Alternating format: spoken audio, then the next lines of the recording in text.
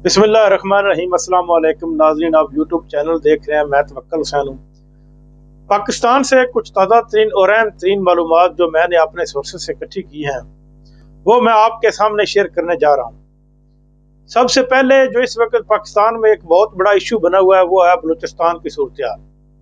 बलूचिस्तान की सूरत हाल इंतहाई खतरनाक पोजीशन इख्तियार किए जा रही है और जो DGISPR और बलूचिस्तान की हुकूमत जो कि वज़ीर आला बलूचिस्तान है सरफराज बुगटी, उनकी प्रेस कॉन्फ्रेंस से तो ये जाहिर होता है कि जो शफाइज हैं वो साफ तौर पर नहीं बताए जा रहे, यानी कि जो कुछ वहाँ पर नुकसान हुआ उसको वाज़ेह तौर पर नहीं बताया जा रहा। अल्लाह करे कि ये नुकसान कम से कम हो, लेकिन इसके साथ दहशतगर्द जो मारे गए हैं वो जाफर एक्सप्रेस ट्रेन में जो मुसाफिरों को अगवा करके ले जा रहे थे वो तकरीबन 34 के लगभग वासले जन्नम हुए हैं और जो शहादतें मसूल हुई हैं वो भी तकरीबन बहुत ज़्यादा, जो कुछ लोग कहते हैं 20 के लगभग है, कुछ लोग कहते हैं ज़्यादा हैं, लेकिन अल्लाह करे कि कम हो।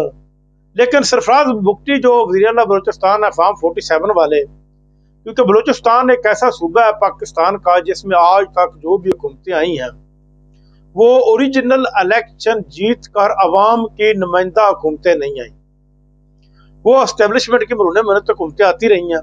और ये जो हुकूमत है ये भी एक एस्टेब्लिशमेंट की हुकूमत है, क्योंकि एस्टेब्लिशमेंट ही वहाँ पर अपनी हुकूमतें बनाती है और ख़ुद ही उनको ख़त्म करती है और ख़ुद ही उनसे काम लेती है।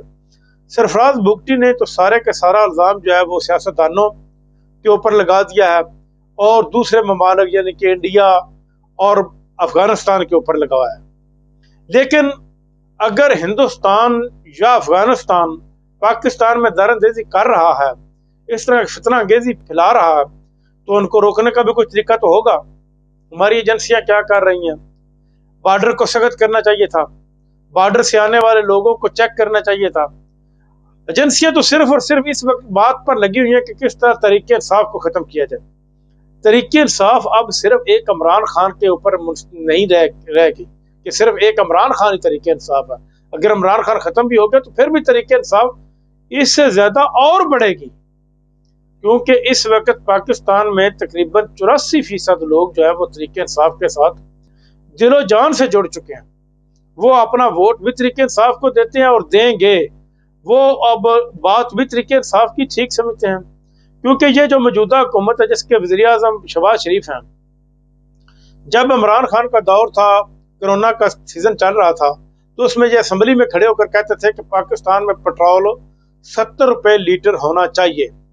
लेकिन अब इस वक्त पेट्रोल इनकी अपनी हुकूमत में, जबकि जो तकरीबन 2-2.5 साल से ये हुकूमत चल रही है PDM2 की, तो इस वक्त 256 रुपये फी लीटर है। अब क्यों नहीं होना चाहिए 70 रुपये?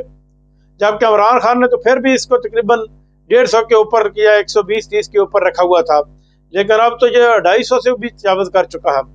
अब पेट्रोल क्यों नहीं? गैस उससे भी महंगी हो चुकी है।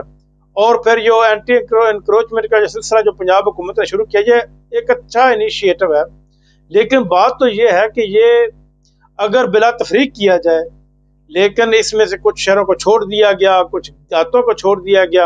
ये कब्जा माफिया तो जगह जगह बैठा हुआ है। नाज़रीन, इमरान खान से अब चंद घंटों के अंदर अंदर हो सकता है कि कल तक इमरान खान के किसी एक अहम रिश्तेदार के जरिए इमरान खान से मुलाकात की जाए और इसके बाद इमरान खान का मौक़िफ़ लिया जाए और हो सकता है कि इमरान खान को अनकरीब छोड़ दिया जाए, क्योंकि इस वक्त जो पाकिस्तान की सूरत हाल है इसको अगर कंट्रोल कर सकता है और दुनिया में पाकिस्तान का फिर वही नाम वापस आ सकता है तो वो सिर्फ और सिर्फ इमरान खान के जरिए आ सकता है। ये मैं एक पक्की खबर आपको दे रहा हूँ कि अगले 48 घंटों के अंदर अंदर इमरान खान से दोबारा मुलाकात की जाएगी, क्योंकि इस वक्त जो अफ्तारियों का सीज़न चल रहा है, क्योंकि इतवार वाले दिन अफ्तारी तकरीबन बड़े लोग इकट्ठे लाजमी होते हैं। ये बड़े लोगों ने एक बैठक में अफ्तारी की एक बैठक बनाई थी और इस बैठक में ये फैसला किया गया कि इमरान खान से मुलाकात की जाए और इमरान खान से इसका हल तलाश किया जाए।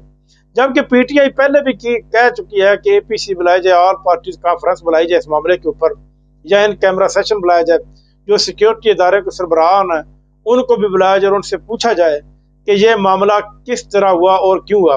अब नाज़रीन, ये दहशतगर्दी बढ़ते बढ़ते जो KPK भी में दाखिल हो चुकी है। वहाँ पर एक मुनीर शाकर मुफ्ती थे, अल्लाह पाक उनको जन्नतुल फिरदौस में अल्लाह मकाम अता फरमाए, वो शहीद हुए हैं। वो बहुत बड़े मुफ्ती थे, और उनकी शहादत तो कुछ लोग पाकिस्तान के ऊपर ये इल्ज़ाम लगाते हैं कि इसकी वजह से हुई। हो सकता है कि बाहर से किसी लोगों ने साजिश की हो सकता है पाकिस्तान से हुई, लेकिन मुमकिन नहीं कि उसकी शहादत अगर पाकिस्तान के किसी मामला से हुई हो। लेकिन ये सिलसिला उलमा को मारने का, पहले भी एक आलम शहीद हो चुके हैं, उससे पहले भी एक आलम शहीद हो चुके हैं। ये आलम जो है हमारे पाकिस्तान के सरमाया है, इनकी वजह से पाकिस्तान की नई नस्ल जो है वो दीन के साथ जुड़ चुकी है, क्योंकि ये अगर दीन की खिदमत करते हैं तो इनकी सिक्योरिटी का बंदोबस्त भी हुकूमत के ज़िम्मे होना चाहिए। नाज़रीन, इस वक्त पाकिस्तान के जो सारी की सारी जो हुकूमत पाकिस्तान है, इसकी काविशें जो है वो सिर्फ और सिर्फ तरीके इंसाफ के साथ और तरीके इंसाफ को ख़त्म करने के साथ जुड़ी हुई है। वो पाकिस्तान को तरक्की की राह पर नहीं ला रहे। दुनिया इस वक्त बहुत तेज़ी से बदल रही है, रूस बहुत तेज़ी से बदल रहा है, और रूस ने मज़ीद जो यूरोपियन ममालिक हैं उनको टारगेट करने का प्रोग्राम बना लिया, और साथ ही साथ यूक्रेन में यूरोपियन ममालिक ने अपनी फौजें भेजना शुरू कर दी। यानी कि दुनिया के हालात बड़ी तेज़ी से बदल रहे हैं, जबकि पाकिस्तान जो का तू उसी की जिद के ऊपर खड़ा हुआ है कि ये हमने सियासी जमात को ख़त्म करना है, अपनी मर्जी की हुकूमतें बनानी है, फार्म 47 की हुकूमतें बनानी है, अपनी मर्जी के फार्म तकसीम करके हुकूमतें बनानी। देखें अब आगे क्या होता है। अब तक के लिए इतना ही। अपना ख्याल रखिएगा। अल्लाह ने के बाद।